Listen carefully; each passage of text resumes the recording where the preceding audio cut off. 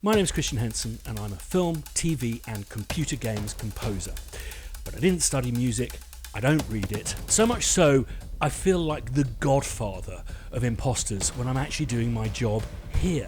My musical career didn't start here, but instead here, working in the London drum and bass and breakbeat scene in the 1990s as an engineer and as a drum programmer. Whilst working for other artists, I got my first gold disc doing a flamenco remix of Greece's Summer Nights. I thought it would be clever to end this classic track on the relative minor.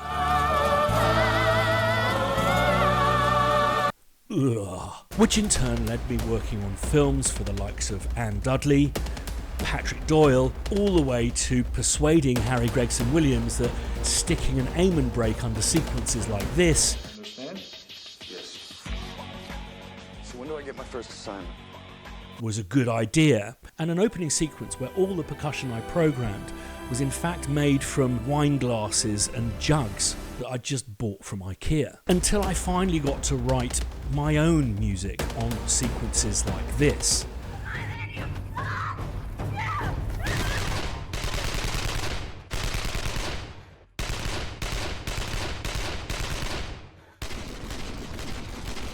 Don't knock it, that bad boy got me an Ivor Novello nomination. After 25 years of drum programming and making sounds and samples and software instruments and talking to literally hundreds of composers, I'm led to the impression that it's an area that is still feared a little bit like I fear working with these guys. So with my new enterprise Crow Hill, we decided to come up with the answers.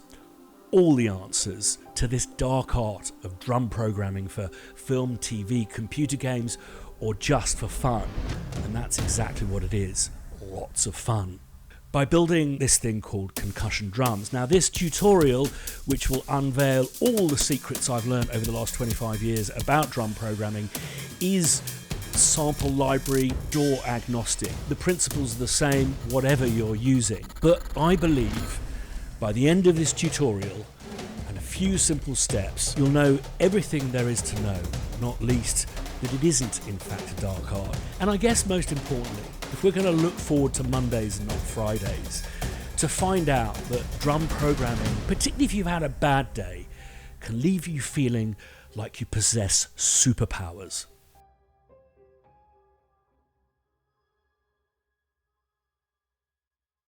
Drums are probably the most migratory species of musical instrument we have. I think it's because we dance to them and we march to them. So whether that be the trap kit, which was put together by shit left around after the Civil War in the New Orleans area, or indeed your concert grand casas, to a djembe, widescreen drums have been developed throughout the 20th and 21st century as a conglomeration of stuff that just sounds good together. So when picking your drums, it's a matter not of what you feel should go together, it's just using your ears and your heart and saying to yourself, does that sound good? A common mistake a lot of people make is to find a big, fat, massive sounding drum and just go, cool. Whilst it does sound great in the context of an action sequence with things exploding and screeching and banging, you're going to end up with nothing but a rumble. So there's a very simple, I wouldn't call it rule, but starting point, and that is high stuff goes quick, low stuff goes slow. Medium kind of middle stuff.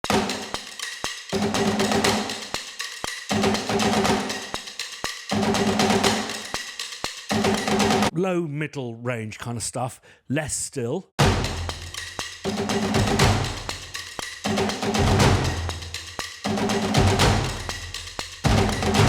Leaving the big bassy stuff that we started out with, it's like being punched. You're not going to go digga digga digga digga digga digga digga. It's like wallop, wallop. You need to draw your arm back and then smack him in the face. Not that I'd know. You got strikes here, and then ruffs, which are nice little kind of ornaments.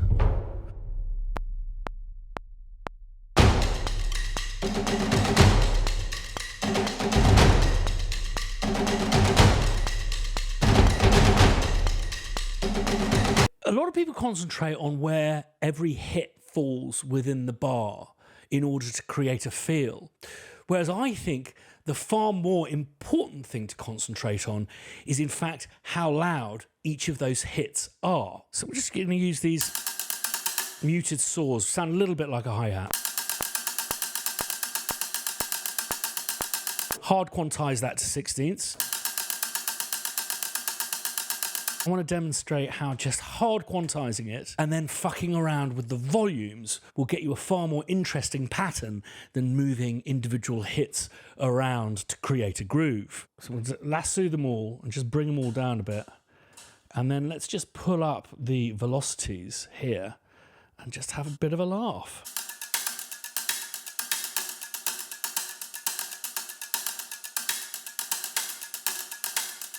And hopefully this will translate to other instruments. Orchestratory people study other people's scores. So should we, drummers and drum programmers, study other people's grooves. I said I'm on the spectrum. Don't call me selfish, I hate sharing. This 60-40 isn't working.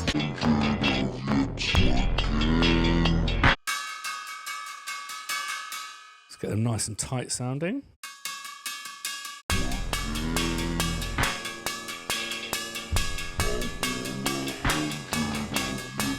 Okay, so let's match up all of these with the waveform.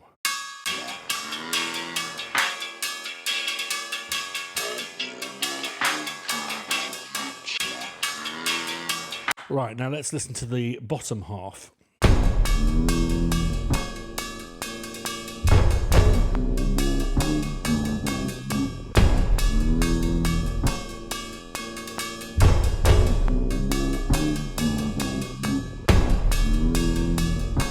So that's the groove in halftime, and hopefully it'll sound less weird when we speed it back up again by simply going like this.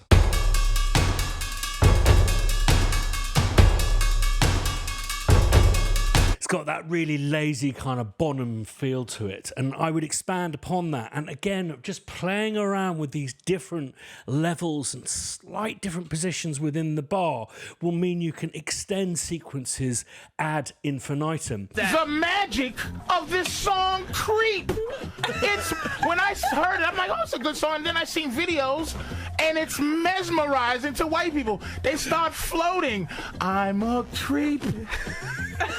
I'm a loose. There we go. Dude. It just comes on when you talk about it. I'm telling you, 7 people just crashed into the bay just now. They pulled over to cry or jump in the water. It's like the sensitive side of white man. But it's something about this song. It digs deep to this loserdom. That all white people have? That white people have this innate thing where they want to feel bad. That's why they voted for Barack. It's just like, I'm a creep. I didn't own slaves, but I'm a weirdo.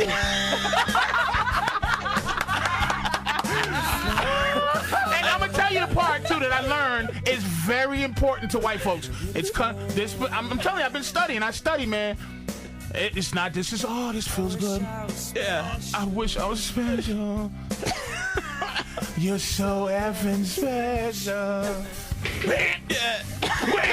That's whatever that little part is.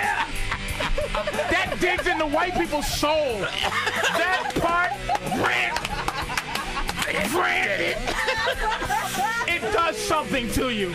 And on quizzing many audio engineers about this particular phenomenon, they're basically preempting the huge difference in dynamic between the verse and the chorus. And with very clever mastering, it's not really particularly, but on an amplitude point of view, it's on a scale.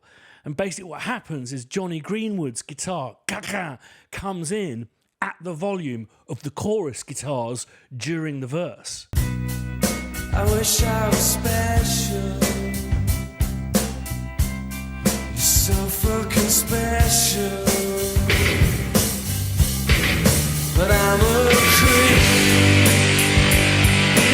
So you're introducing that into the verse. There's a bit of reverb on there, a lot of bottom end. But for me, it's all about the relative levels between the instruments. And there's no better example, or rather disappointment, than the Anvil sample. An anvil is a blacksmith's hammering thing, and it's played with a hammer, and you wouldn't want to be anywhere near one when one is being played because it'll literally temporarily deafen you. However, when you put it into a sample library and gain stage it, kind of sounds like someone hitting a Coke can with a metal fork. So this may seem counterintuitive, but by bringing everything else down and making the anvil unreasonably loud, the loudest your track can be, you will give the anvil a much greater sense of gravitas.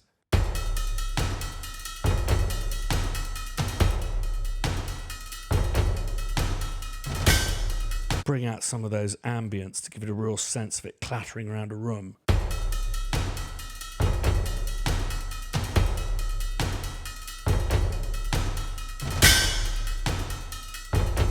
If what gives you a sense of scale is space, then that's what you have to afford it. So let's carve out a bit of space for that anvil.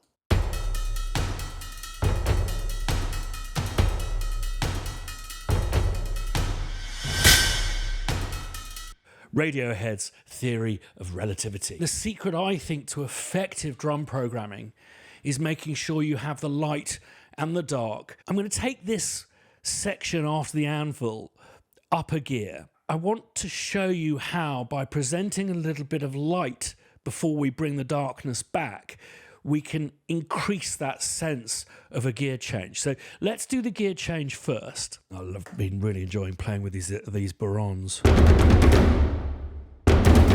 Really small Irish, Celtic, Scottish drum. Put 6 of them in a room. So this is the instrument we're going to go up a notch with.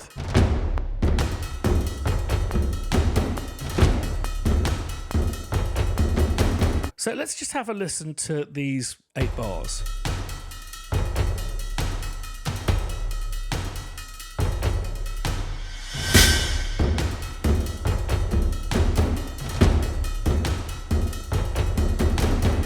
It's not the greatest piece of drum programming ever, but it's demonstrative of how it's not just about the sonics, it's about how it makes us feel.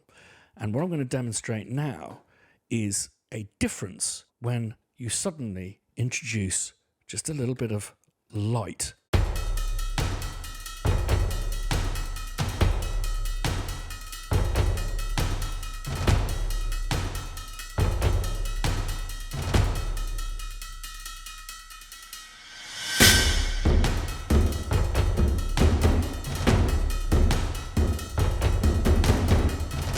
I'm not doing anything that's musical, that's sonic. I'm simply taking stuff away as opposed to putting more in.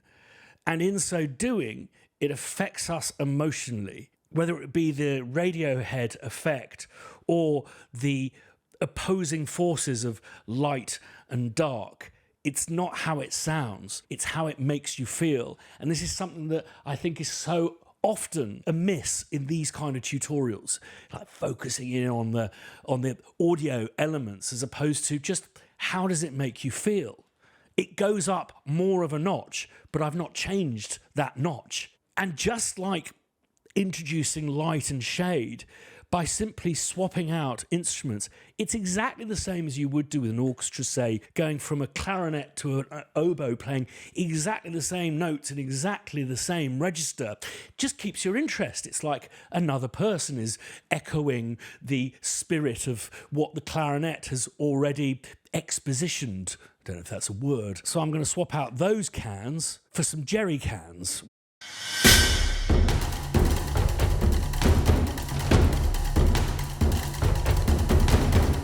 Nothing has changed musically, rhythmically.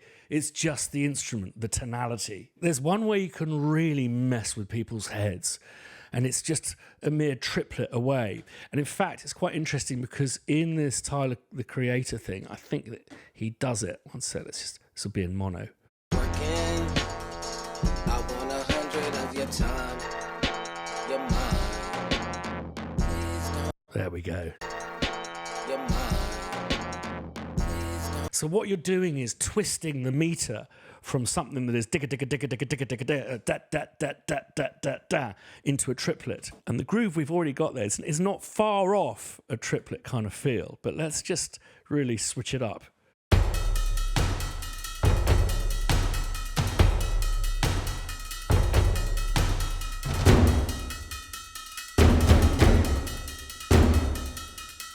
Be sure to switch it to a triplet time.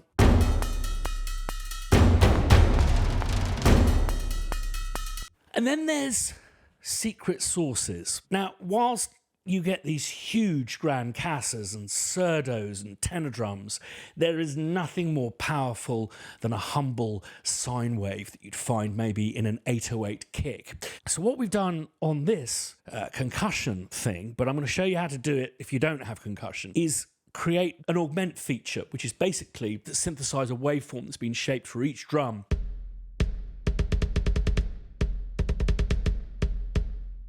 Sounds kind of okay until you go augment.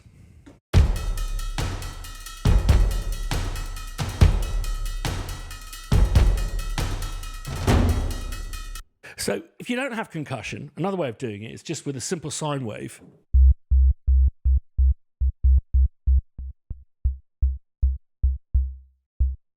And put a little bit of distortion on it. The 808s famously were made with faulty chips, sound chips.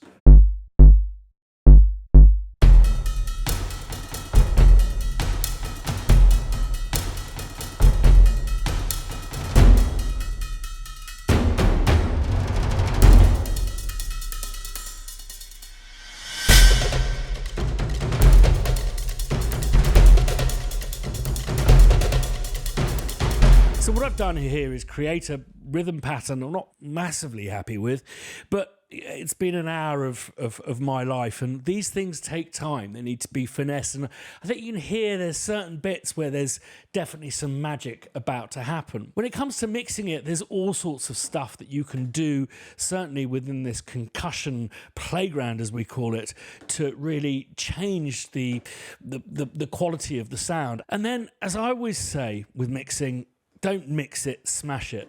Let's just bring this all together and glue it with compression. It'll hopefully bring out the transients even more and make it feel as one without mulchifying it. Let's just try compressing this up and...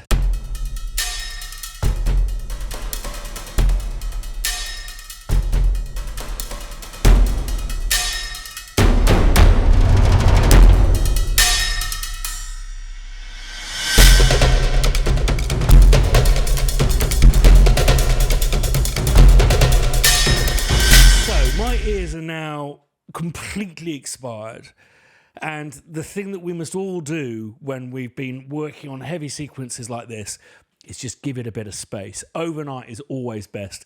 I'm sure I'll come back to this and go, I don't know, it doesn't sound like anything I can put my finger on. Does that mean it's shit, or does it mean it's different? It's better to fail trying than failing to try.